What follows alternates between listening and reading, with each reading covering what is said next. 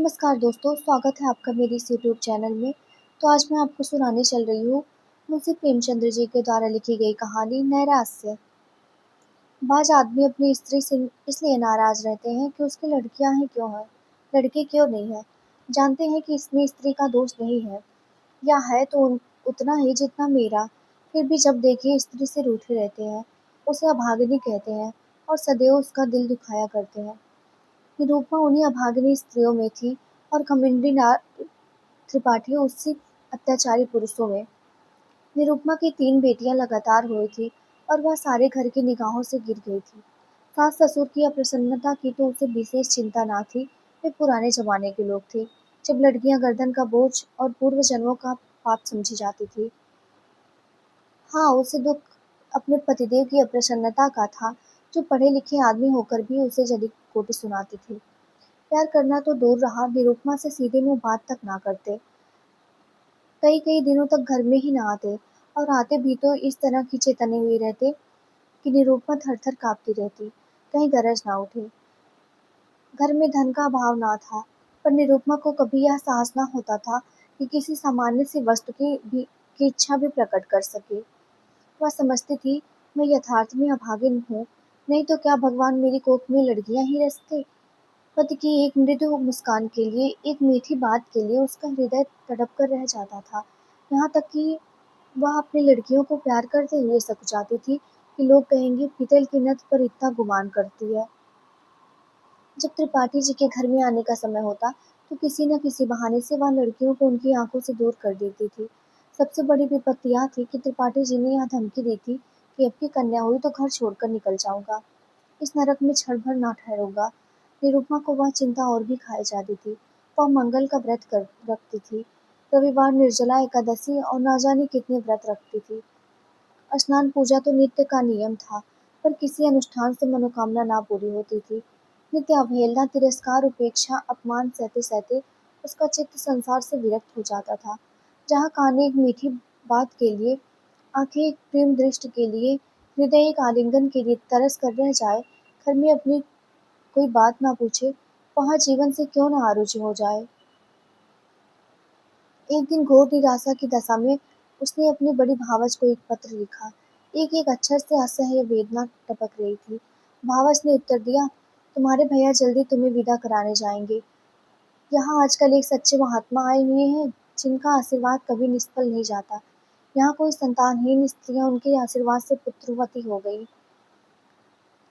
पूर्ण आशा है कि वह तुम्हें भी आशीर्वाद देंगे, और उनका आशीर्वाद कल्याणकारी होगा। निरुपमा ने यह पत्र पति को दिखाया। त्रिपाठी जी उदासीन भाव से बोले, सृष्टि रचना महात्माओं के हाथ का काम नहीं, ईश्वर का काम है। निरुपमा, हाँ लेकिन महात्माओं भी तो में भी तो कुछ सिद्धि होती है। कमंडी लाल, हाँ होती है, पर ऐसे महात्माओं के दर्शन दुर्लभ है। निरुपमा, मैं तो इस महात्मा के दर्शन करूंगी। कमंडी लाल, चली जाना। निरुपमा, जब बाजिनों के लड़के हुए तो क्या मैं उनसे भी गई गुजरी हूँ। कमंडी लाल, कह तो दिया भाई चली जाना, क्या करके भी देख लो। मुझे तो ऐसा मालूम होता है पुत्र का मुख देखना हमारे भाग्य में है ही नहीं। कई दिन बाद निरुपमा अपने भाई के साथ मैके गई। तीनों पुत्रियां भी साथ गई। भाभी ने उन्हें प्रेम से गले लगाकर कहा, तुम्हारे घर के आदमी बड़े निर्दयी हैं। ऐसे गुलाब के फूलों की सी लड़कियां पाकर भी तकदीर को रोते हैं। ये तुम्हें भारी हो तो मुझे दे दो। जब ननद और भावज भोजन करके लेटी, तो निरुपमा ने पूछा, वह महात्मा कहाँ रहते हैं। भावज, ऐसी जल्दी क्या है, बता दूंगी। निरुपमा, है नगीच ही ना। भावज, बहुत नगीच, जब कहोगी उन्हें बुला दूंगी। निरुपमा, तो क्या तुम लोगों पर बहुत प्रसन्न है क्या। भावज, दोनों वक्त यही भोजन करते हैं, यही रहते हैं। निरुपमा, जब घर ही में वैद्य तो मरिए क्यों, आज मुझे उनके दर्शन करा देना। भावज, भेंट क्या दोगी। निरुपमा, मैं किस लायक हूँ। भावज, अपनी सबसे छोटी लड़की दे देना। निरुपमा, चलो गाली देती हो। भावज, अच्छा यह ना सही, एक बार उन्हें प्रेमालिंगन करने देना। निरुपमा, भाभी मुझसे ऐसी हंसी करोगी तो मैं चली जाऊंगी। भावज, वह महात्मा बड़े रसिया है। निरुपमा, तो चूल्हे में जाए, कोई दुष्ट होगा। भावज, उनका आशीर्वाद तो इसी शर्त पर मिलेगा, वह और कोई भेंट स्वीकार ही नहीं करते। निरुपमा, तुम तो यूँ बात कर रही हो मानो उनकी प्रतिनिधि हो। भावज, हाँ, वह यह सब विषय मेरे द्वारा ही तय किया करते हैं। मैं भेंट लेती हूँ, मैं ही आशीर्वाद देती हूँ, मैं ही उनके हितार्थ भोजन कर लेती हूँ। निरुपमा, तो यह कहो कि तुमने मुझे बुलाने के लिए यह हीला निकाला था। भावज, नहीं, उसके साथ ही मैं तुम्हें कुछ ऐसे गुण बता दूंगी जिससे तुम अपने घर में आराम से रहो। इसके बाद दोनों सखियों में कानाफूसी होने लगी। जब भावज चुप हुई तो निरुपमा बोली, और जो कहीं फिर कन्या हुई तो? भावज, तो क्या, एक दिन तो शांति और सुख से जीवन कटेगा। यह दिन तो कोई लौटा नहीं लेगा। पुत्र हुआ तो कहना ही क्या, पुत्री हुई तो फिर नई युक्ति निकाली जाएगी। तुम्हारे घर के जैसे अक्ल के दुश्मनों के साथ ऐसे ही चाले चलने में गुजारा है। निरुपमा, मुझे तो संकोच मालूम होता है। भावज, त्रिपाठी को दो चार दिन में पत्र लिख देना कि महात्मा जी के दर्शन हो गए और उन्होंने मुझे वरदान दिया है। ईश्वर ने चाहा तो उस दिन से तुम्हारा मान प्रतिष्ठा होने लगेगी। घमंडी दौड़े हुए आएंगे और तुम्हारे ऊपर प्राण न्यौछावर करेंगे। कम से कम साल भर तो चैन की बंसी बजाना, इसके बाद देखी जाएगी। निरुपमा, पति से कपट करूँ तो पाप ना लगेगा। भावज, ऐसे स्वार्थियों से कपट करना पुण्य है। 3-4 महीने के बाद निरुपमा अपने घर आई। घमंडी लाल उसे विदा कराने आए थे। सरहज ने महात्मा जी का रंग और भी चोखा कर दिया था। बोली, ऐसा तो किसी को देखा ही नहीं कि इन महात्मा जी के दर्श वरदान ना दिया हो और वह पूरा ना हुआ हो। जिसका भाग्य ही फुट जाए तो उसे क्या कर सकता है।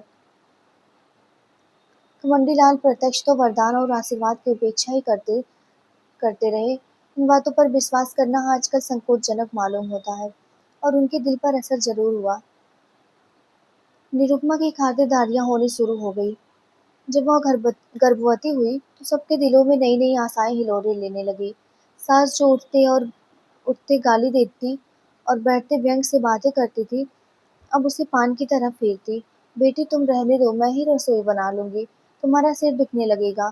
कभी निरुपमा कलसे का पानी या कोई चारपाई उठाने लगती, सास दौड़ते, बहू रहने दो, मैं आती हूँ, तुम कोई भारी चीज मत उठाया करो। लड़कियों की बात और होती है, उन पर किसी बात का असर नहीं होता। लड़के तो गर्भ में ही मान करने लगते हैं। अब निरुपमा के लिए दूध का उठौना किया गया, जिससे बालक पुष्ट और गोरा हो। घमंडीलाल वस्त्र आभूषणों पर उतारू हो गए। हर महीने एक न एक नई चीज लाते। निरुपमा का जीवन इतना सुखमय कभी ना था। उस समय भी नहीं जब वह नवेली वधू थी। महीने गुजरने लगे। निरुपमा को अनुभूत लक्षणों से विदित होने लगा कि यह कन्या ही है, पर इस पर वह इस भेद को गुप्त रखती थी। सोचती, सावन की धूप है, इसका क्या भरोसा, जितनी चीज धूप में सुखानी हो सुखा लो, फिर तो घटा छाएगी ही। बात बात पर बिगड़ती। वह कभी इतनी मानसीला ना थी, पर घर में कोई चूं तक ना करता कि बहू का दिल ना दुखे, नहीं तो बालक को कष्ट होगा। कभी कभी निरुपमा केवल घर वालों को जलाने के लिए अनुष्ठान करती। उसे उन्हें जलाने में मजा आता था। वह सोचती, तुम स्वार्थियों को जितना जलाओ उतना अच्छा। मेरा आदर इसलिए करते हो ना कि मैं बच्चा जनूंगी, ना कि इसलिए जो कल को तुम्हारे कुल का नाम चलाएगा। मैं कुछ नहीं हूँ, बालक ही सब कुछ है। मेरा अपना कोई महत्व नहीं, जो कुछ है वह बालक के नाते। यह मेरे पति हैं, पहले उन्हें मुझसे इतना प्रेम नहीं था, तब इतने संसार लोलुप ना हुए थे। अब इनका प्रेम केवल स्वार्थ का स्वांग है। मैं भी पशु हूँ जिसे दूध के लिए चारा पानी दिया जाता है। खैर यही सही, इस वक्त तो तुम मेरे काबू में आए हो, जितने गहने बनवा सको बनवा लो, इन्हें तो ना छीन लोगे। इस तरह 10 महीने पूरे हो गए। निरुपमा की दोनों नंदे ससुराल से बुलाई गईं। बच्चे के लिए पहले ही से सोने के गहने बनवा लिए गए। दूध के लिए एक सुंदर दुधार गाय मोल ले ली गई। घमंडीलाल उसे हवा खिलाने को एक छोटी सी रोज सेज गाड़ी लाए। जिस दिन निरुपमा को प्रसव वेदना होने लगी, द्वार पर पंडित जी मुहूर्त देखने के लिए बुलाए गए। एक निर्शिकार बंदूक छोड़ने को बुलाया गया। गाय ने मंगल गान के लिए बटोर ली गई। घर में तिल तिल कर खबर मंगाई जाती थी कि क्या हुआ। लेडी डॉक्टर भी बुलाई गई। बाजे वाले हुक्म के इंतजार में बैठे थे। पामर भी अपनी सारंगी लिए जज्जा मान करे नंदलाल सो की तान सुनाने को तैयार था। सारी तैयारियां, सारी आशाएं, सारा उत्साह, सारा समारोह एक ही शब्द पर अवलंबित था। ज्यों ज्यों देर होती थी, लोगों में उत्सुकता बढ़ती जाती थी। खमंडी लाल अपने मनोभावों को छिपाने के लिए एक समाचार पत्र देख रहे थे, मानो उन्हें लड़का या लड़की दोनों ही बराबर है। मगर उनके बूढ़े पिताजी इतने सावधान ना थे। उनकी बाँछें खिली जाती थी, हँस-हँस कर सबसे बातें कर रहे थे और पैसों की एक-एक थैली को बार-बार उछालते थे। मीर शिकार ने कहा, मालिक से आपकी पगड़ी दुपट्टा लूँगा। पिताजी ने खिलकर कहा, अरे कितनी पगड़ियाँ लेगा? इतनी बेभाव की दूँगा कि सर के बाल गंजे हो जाएंगे। पामर बोला, सरकार से अब की कुछ जीविका लूँ। पिताजी खिलकर बोले, अबे कितनी खाएगा? खिला खिलाकर पेट फाड़ दूंगा। सहसा महरी घर में से निकली, कुछ घबराई सी थी। वह अभी कुछ बोलने भी ना पाई थी कि मीर शिकार ने बंदूक फेर कर ही तो दी। बंदूक छूटनी ही थी कि रोशन चौकी की तान भी छिड़ गई। पामर भी कमर कसकर नाचने को खड़ा हो गया। महरी, अरे तुम सबके सब भाग खा गए हो क्या? मीर शिकार, क्या हुआ क्या? महरी, हुआ क्या? लड़की तो फिर हुई है। पिताजी, लड़की हुई है? यह कहते कहते वह कमर थाम कर बैठ गए, मानो वज्र गिर पड़ा।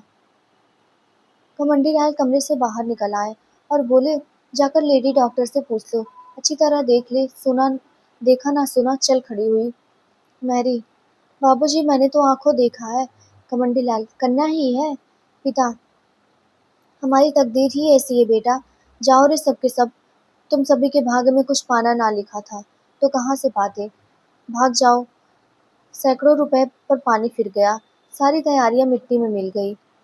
घमंडी लाल, इस महात्मा से पूछना चाहिए, मैं आज डाक से जरा बचाकर खबर लेता हूँ। पिता, धूर्त है धूर्त। घमंडी लाल, मैं उसकी सारी धूर्तता निकाल दूंगा, मारे डंडों की खोपड़ी ना तोड़ दूं तो कहिएगा, चांडाल कहेगा। उसके कारण मेरे सैकड़ों रुपए का पर पानी फिर गया। यह सेज गाड़ी, यह गाय, यह पलना, यह सोने के गहने किसके सिर पटकूं? ऐसे ही उसने कितनों को ही ठगा होगा। एक दफा बचा ही मरम्मत हो जाती तो ठीक हो जाते। पिताजी, बेटा उसका दोष नहीं, अपने भाग्य का दोष है। कमंडी लाल, उसने क्यों ऐसा क्या कहा होगा? औरतों से इस पाखंड के लिए कितने ही रुपए ऐंठे होंगे। वह सब उन्हें उगलना पड़ेगा, नहीं तो पुलिस में रपट कर दूंगा। कानून में पाखंड का भी तो दंड है। मैं पहले ही चौंका था कि ना हो पाखंडी हो, लेकिन मेरी सरहज ने धोखा दिया, नहीं तो मैं ऐसे पाजियों के पंजे में कब आने वाला था। एक ही सुअर है। पिताजी, बेटा सब्र करो, ईश्वर को जो मंजूर था वह हुआ। लड़का लड़की दोनों ही ईश्वर की देन है। जहाँ तीन है वहाँ एक और सही। पिता और पुत्र में यह बातें होती रही। पामर मीर शिकार आदि ने अपने अपने डंडे संभाले और अपनी राह चले। घर में मातम सा छा गया। लेडी डॉक्टर भी विदा कर दी गई। शहर में जच्चा और दाई के सिवा कोई ना रहा। वृद्धा माता तो इतनी हताश हुई कि उसी वक्त अटवास खटवास लेकर पड़ गई। जब बच्चे की बरही हो गई तो घमंडी लाल स्त्री के पास गए और सरोज भाव से बोले, फिर लड़की हो गई। निरुपमा, क्या करूं, मेरा क्या बस। घमंडी लाल, उस पापी धूर्त ने बड़ा चकमा दिया।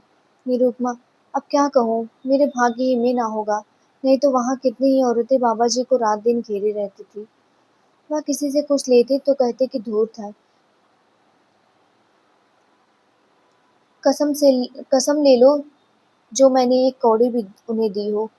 खमंडी लाल, उसने लिया या नहीं ना लिया यह तो दिवाला निकल गया। मालूम हो गया तकदीर में पुत्र नहीं लिखा है। कुल का नाम डूबना ही तो क्या आज डूबा या कल 10 साल बाद डूबा। अब कहीं चला जाऊंगा, गृहस्थी में कौन सा सुख रखा है। वह बहुत देर तक खड़े खड़े अपने भाग्य को रोते रहे, पर निरुपमा ने सिर तक ना उठाया। निरुपमा के सिर पर वही विपत्ति आ पड़ी, फिर वही ताने, वही अपमान, वही अनादर, वही छीछा-लेदर।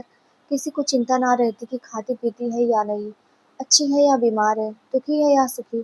घमंडी लाल यद्यपि कहीं ना गए, पर निरुपमा को यह धमकी प्रायः नित्य ही मिलती रहती थी। कई महीनों यूं ही गुजर गए तो निरुपमा ने भावच को लिखा कि तुमने मुझे और भी विपत्ति में डाल दिया। इससे तो पहले ही भली थी। अब तो कोई बात भी ना पूछता कि मरती है या जीती है। मगर यही दशा रही तो स्वामी जी चाहे संन्यास ले या ना ले, लेकिन मैं संसार को अवश्य त्याग दूंगी। भाभी यह पत्र सुनकर परिस्थिति समझ गई। अब कि उसने निरुपमा को बुलाया नहीं, जानती थी कि लोग विदा ही ना करेंगे। पति को लेकर स्वयं आ पहुंची। उसका नाम सुकेसी था। बड़ी मिलनसार, चतुर, विनोदशील स्त्री थी। आते ही आते निरुपमा की गोद में कन्या देखी तो बोली, अरे यह का क्या सास, भाग्य है और क्या। सुकेसी, भाग्य कैसा? इसने महात्मा जी की बातें भुला दी होंगी। ऐसा हो तो ऐसा तो हो ही नहीं सकता कि वह मुंह से जो कह दे वह ना हो। क्यों जी, तुमने मंगल का व्रत रखा? निरुपमा, बराबर एक व्रत भी नहीं छोड़ा था। सुकेसी, 5 ब्राह्मणों को मंगल के दिन भोजन कराती रही। निरुपमा, यह तो उन्होंने नहीं कहा था। सुकेसी, तुम्हारा सिर मुझे खूब याद है। मेरे सामने उन्होंने बहुत जोर देकर कहा था। तुमने सोचा होगा ब्राह्मणों को भोजन कराने से क्या होता है। यह ना समझा कि कोई अनुष्ठान सफल नहीं होता जब तक विधिवत उसका पालन ना किया जाए। सास, इसने कभी इसकी चर्चा ही नहीं की। नहीं क्या 10-5 ब्राह्मणों को जमा कर देती। तुम्हारे धर्म से कुछ कमी नहीं है। सुकेसी, कुछ नहीं, भूल हो गई और क्या। रानी बेटे का मुंह देखना नसीब नहीं होता। बड़े बड़े जप तप करने पड़ते हैं। तुम मंगल के एक व्रत से ही घबरा गई। सास, अभागनी है और क्या। कमंडी लाल, ऐसी कौन सी बड़ी बातें थी जो याद ना रही। हम हम खुद लोगों को जलाना चाहती है। सास, वही तो कहूँ कि महात्मा की बात कैसे निष्फल होगी। ये 7 वर्षों तक तुलसी माई को दिया चढ़ाया, जब जाके बच्चे का जन्म हुआ। खमंडी लाल, इन्होंने समझा था दाल भात का कौर है। सुकेसी, खैर अब जो हुआ सो हुआ, कल मंगल है। फिर व्रत रखो और उन्हीं अब के 7 ब्राह्मणों को जिमाओ। देखे कैसे महात्मा जी की बात नहीं पूरी होती। कमंडी लाल, व्यर्थ है, इनके किए कुछ ना होगा। सुकेसी, बाबूजी आप विद्वान समझदार होकर इतना दिल छोटा करते हैं। अभी आपकी उम्र ही क्या है, कितने पुत्र लीजिएगा, नाको दम ना हो जाए तो कहिएगा। सास, बेटी दूध पूत से किसी का मन नहीं भरा है। सुकेसी, ईश्वर ने चाहा तो आप लोगों का मन भर जाएगा, मेरा तो भर गया। कमंडी लाल, सुनती हो महारानी, अपनी कोई गोलमाल मत करना। अपनी भाभी से सब ब्यौरा अच्छी तरह पूछ लेना। सुकेसी, आप निश्चिंत रहे, मैं याद करा दूंगी। क्या भोजन कराना होगा, कैसे रहना होगा, कैसे स्नान करना होगा, यह सब लिखा दूंगी। और अम्मा जी, आज के 18 मास बाद आपसे कोई भारी नाम लूंगी। सुकेसी, 1 सप्ताह यहाँ रही और निरुपमा को खूब लिखा पढ़ा कर चली गई। निरुपमा का एक बार फिर चमका। कमंडी लाल अब के इतने आश्वासित हुए कि भविष्य ने भूत को भुला दिया। निरुपमा फिर बादी से रानी हुई। सास फिर उसे अपने पान की भांति फेरने लगी। लोग उसका मुंह जोहने लगे। दिन गुजरने लगा। निरुपमा कभी कहती, अम्मा जी, आज मैंने स्वप्न देखा कि एक वृद्धा स्त्री ने आकर मुझे पुकारा और एक नारियल देकर बोली, यह तुम्हें दिए जाती हो। कभी कहती, अम्मा जी, अब की ना जाने क्यों मेरे दिल में बड़ी बड़ी उमंगें पैदा हो रही हैं। जी चाहता है खूब गाना सुनो, नदी में खूब स्नान करो, हरदम नशा सा छाया रहता है। सास सुनकर मुस्कुराती और कहती, बहू ये शुभ लक्षण है। निरुपमा चुपके चुपके माजून मंगाकर खाती और अपने असल नेत्रों से ताकते हुए खमंडी लाल से पूछती, मेरी आंखें लाल हैं क्या? खमंडी लाल खुश होकर कहते, मालूम होता है नशा चढ़ा हुआ है, ये शुभ लक्षण है। निरुपमा को सुगंधों से कभी इतना प्रेम ना था। फूलों के गजरे पर वह अब जान देती थी। कमंडी लाल अब नित्य सोते समय उसे महाभारत की वीर कथाएं पढ़कर सुनाते, कभी गुरु गोविंद सिंह की कीर्ति सुनाया करते। अभिमन्यु की कथा से निरुपमा को बड़ा प्रेम था। पिता अपने आने वाले पुत्र को वीर संस्कारों से परिपूरित करना चाहते थे। एक दिन निरुपमा ने पति से कहा, नाम क्या रखोगे?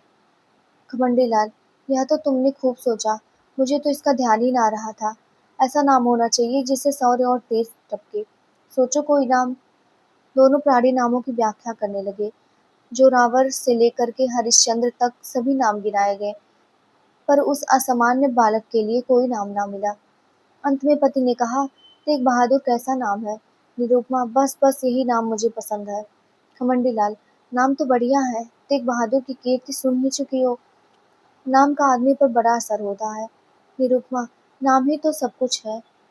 दमड़ी, छकौड़ी, खुरहू, कतवारू, जिसके नाम देखे उसे भी यथा नाम तथा गुण ही पाया।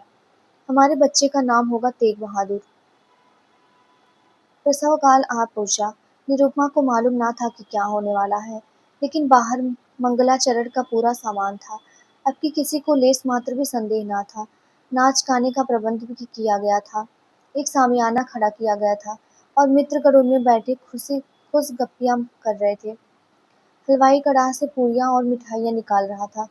कई बोरे अनाज के रखे हुए थे कि शुभ समाचार पाते ही भिक्षुओं को बांटे जाएंगे। एक क्षण का भी विलंब ना हो, इसलिए बोरों के मुंह खोल दिए गए थे। लेकिन निरुपमा का दिल प्रतिक्षण बैठा जाता था। अब क्या होगा? 3 साल किसी तरह कौशल से कट गए और मजे में कटे, लेकिन अब विपत्ति सिर पर मंडरा रही है। हाय कितनी परवस्ता है! निरपराध होने पर भी यह दंड। अगर भगवान की इच्छा है कि मेरे गर्भ से कोई पुत्र ना जन्म ले, तो मेरा कोई क्या दोष है? लेकिन कौन सुनता है? मैं ही अभागिनी हूँ, मैं ही त्याज्य हूँ, मैं ही कलमुही हूँ, इसलिए ना कि परवश हूँ। क्या होगा? अभी एक क्षण में यह सारा आनंदोत्सव शोक में डूब जाएगा। मुझ पर बौछारें पड़ने लगेंगी, भीतर से बाहर तक मुझी को कोसेंगे।